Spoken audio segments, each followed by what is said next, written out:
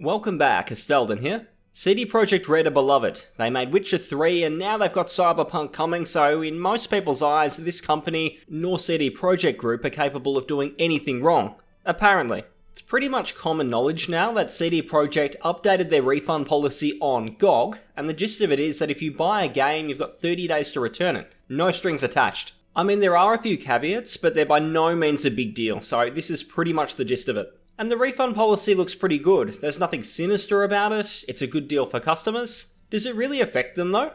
I know there are some people who might refund games, but in my experience, if I actually purchase a game, there is not a chance I'm going to refund it unless it simply doesn't work. If that's the case, then any sane company who wants to keep doing business is going to offer a refund, unless it's something like the Bethesda launcher, but yeah, that's for another time. People might not want to admit it, but try before you buy already exists. All you need to do is sail the high seas. If someone is so unsure about a game that they're in a mind frame to request a refund if they don't like it, it seems unlikely to me that they wouldn't just watch a number of videos on it, or in the worst case scenario, pirate the game to download it. Now this isn't a Red Dead Redemption 2 situation where the only way to play it legally right now is to actually buy it. If a game is on GOG, meaning it comes without DRM, then it's already up on about 20 different sites for easy and free download within a few hours. I'm not advocating for piracy at all. I'm just saying that if someone was so unsure about a game that a Steam-like refund policy isn't good enough, are those people realistically going to buy it? I just don't see it.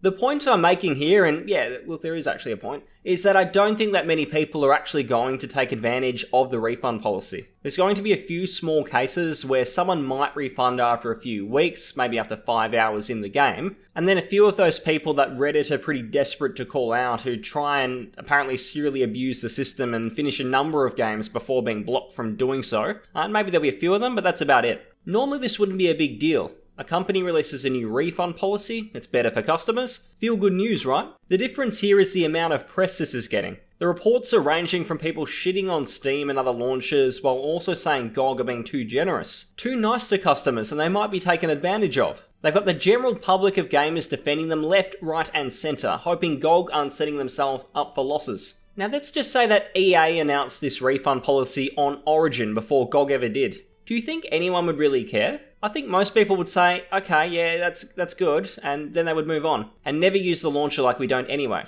The thing that gets me is CD Projekt have created a brand and identity around being the good guys. They've released a big single-player RPG with no microtransactions, a ton of content in an era where the likes of BioWare and Bethesda completely blew it as they tussled in mid-air as they face-planted to an all-time low. CD Projekt were in a perfect position when Witcher 3 came out. Not much competition, even Fallout 4 that released a few months after was miles worse and had a far less appealing season pass than Witcher 3's, which made Bethesda look even more shoddy. From that point on, CD Projekt have been painted as the good guys who release incredible games and also have a DRM-free PC storefront. That's sort of why this news has blown up. Whenever CD Projekt do anything even mildly good, gamers come out to praise them to no end. We only saw a week or so ago when CD Projekt announced that Cyberpunk would be part of Xbox Series X at no extra cost. Gamers rushing to get the message out that this borderline charitable company is putting gamers first once again. The truth is, CD Projekt are barely doing anything to make that happen. It's all Microsoft. The only thing they're doing is choosing to not, at least not yet, re-release their game that's already backwards compatible on a console. This isn't blind love either. The people praising them are doing so for a reason. It's a reason that has come out of some incredibly smart, timely marketing from the CD Projekt team, and whoever those people are, I hope they're getting a raise, and I'm sure EA and Activision are fighting amongst each other to recruit these people. For me, part of where this started and where I started to question it was with Witcher 3's initial DLC. There was a lot of talk about free updates to the game, people praising these free quests and items that would come out each week. The way this was talked about was like CD Projekt's team was sitting in their offices thinking about how they could come up with a great free quest to pop into the game. Come on, that's not what happened. Deep down, I think we know that that was already completed, pretty minor content that CD Projekt chose to hold back so they could pursue the path of releasing things every week, keeping interest in the game and looking like the good guys. This isn't meant to paint them in the same light as a company like Bethesda. I just think that the gaming community loves having someone to hate. We've seen it with BioWare, Epic, Activision, all of these companies in recent years, but gamers always want someone to love as well. A company they can compare the evildoers to. CD Projekt positioned themselves at the right place at the right time, and they've continued that momentum into other areas. GOG as a storefront is ultimately considered good because it doesn't intrusively riddle your games with DRM. While they don't do that aside from their games, the game developers choose to do that themselves. This sounds like an incredible feat, but keep in mind that good old games started by releasing, prepare to be shocked, old games from the 80s and 90s. It simply would not have been cost effective by any means to release, let's say, original Doom with DRM. You'd probably lose all your profits stuffing around trying to do something like that. As GOG grew, and as they were now the pioneers of moral superiority in gaming, losing the DRM-free tag likely wouldn't have been good for them, and wouldn't have given customers much of a point of difference outside Steam. So they continue with no DRM, likely losing publishers along the way who weren't interested in having their games on a storefront that would ensure their games were straight on piracy sites that very afternoon. But GOG has been struggling. It was revealed not that long ago that it was barely breaking even, and you got the sense it was being used more as a marketing tool for the games CD Projekt were actually making, as it's certainly not the cash cow that Steam is. If you want an example of this, go onto GOG right now and have a look at how well CD Projekt's marketing team has worked this. When Cyberpunk's banner is up there, the selling point is 100% of your money is going to CD Projekt Group. That was honestly shocking to see.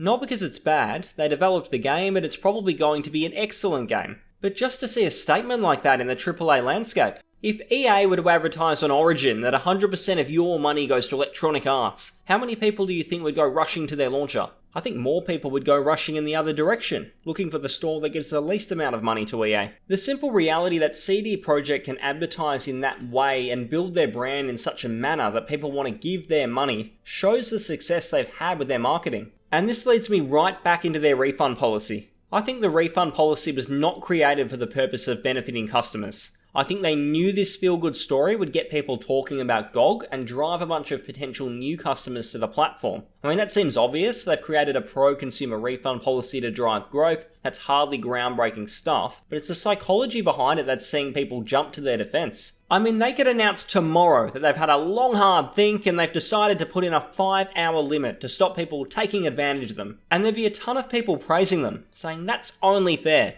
There's people compiling lists of pros and cons, talking about how people might take advantage of this, how this might not benefit GOG if they aren't careful, and it's crazy to think that most people are assuming GOG just came up with this during their lunch break or something and then put it in place. They've got the metrics, and I've got a feeling that there are a very small number of people who actually bother looking for a refund right now on GOG. You can argue that might change in future, but human psychology suggests that's not going to happen. How many times do you see other products outside video games be offered with something along the lines of a full money back guarantee if you don't like it after a period of time, and that is generally far longer than the 30-day GOG policy? Companies only offer those things because they know almost no one actually takes them up on it, and that sense of security customers feel ends up increasing sales and makes it totally worth it. Otherwise, companies simply wouldn't do it. There's a few outliers here, such as games like Fallout 76 and Blizzard with Blitzchung, where people start asking for refunds or cancelling subs as a bit of a meme. But in regular life, when it's just one person making a decision, and not a whole online movement, most people just can't be bothered going through a refund process. It's by design that trying to request a refund or cancelling an account online is a huge pain in the ass. Companies make it that way because at some point they realised a ton of people looking for a refund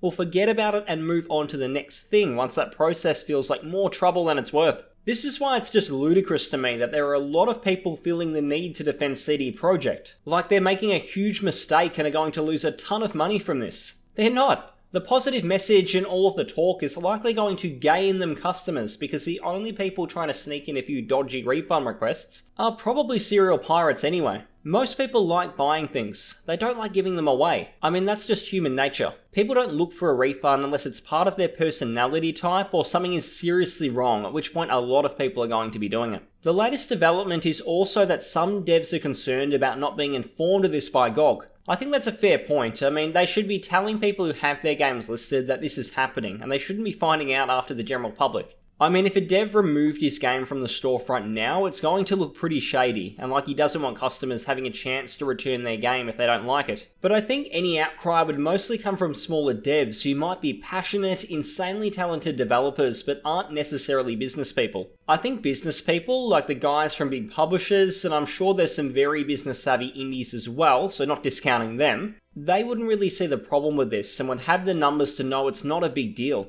They would know that you could actually change this refund policy so you can refund games for up to a year, and the refund numbers likely wouldn't increase all that much. Something really interesting I noticed when it comes to CD Projekt is when the news came out that Cyberpunk was delayed, which is perfectly normal by the way, but the thing with it is they then told investors that they need to crunch through that period to get the job done. So it certainly wasn't for the benefit of their employees. I find it fascinating because when Rockstar or Activision, for instance, are hit with the same stories, people blast them to no end. But the CD Projekt criticism was pretty mute. I think it comes back to people wanting someone to hate and someone to follow. People already hate a publisher like Activision, so a story about bad crunch just leads to people sinking the boot in. When I read about people who talk about not buying a game because of the labour required, I think that's a bit rich. Most people go around with their phones all day, their clothing, which was likely the result of slave labour, so I don't think they all of a sudden care about what they consume because the employees were subject to ridiculously long work weeks. I do think crunch is awful. I just don't think people are necessarily that invested into boycotting or blasting studios for it, unless they already don't like them. GOG's future will be very interesting. While I think this whole refund story was a marketing move, their future is one that is hard to place. DRM has gone through stages of feeling useless to devs with the likes of Resident Evil 7 getting cracked in about a day from memory. But then there's games like Red Dead Redemption 2, which is about 4 months on with no way for pirates to access it. A world where DRM feels like an unnecessary money sink for devs is a good one for GOG, but we certainly aren't there yet. Until that happens, GOG will continue to release indie games, their own titles, which make up a pretty small number obviously, and the odd AAA game about a year after release. I want to point out that GOG doesn't help themselves either. They should be pushing and marketing indie games since they're the ones that would actually sell well on the platform. Instead they often reject indie games that are actually pretty good for pretty lame reasons like graphics or simply because they don't think it will sell. Maybe if they actually embraced indies and pushed that side of things a bit harder with marketing and other areas, they wouldn't be left collecting the scraps and barely turning a profit. That being said, I do think that it's still the best storefront. I do think Galaxy 2.0 is actually a very solid launcher. I enjoy it far more than Steam, the Xbox app, and certainly more than the obvious rubbish ones. It will be interesting to see if the good guy image holds up for CD Projekt as time goes on, and of course as their investors pressure them as well, but for now, barring Cyberpunk underperforming, which seems extremely unlikely, we'll continue to get these little feel-good stories from them every once in a while. Thanks again guys, and I'll see you again.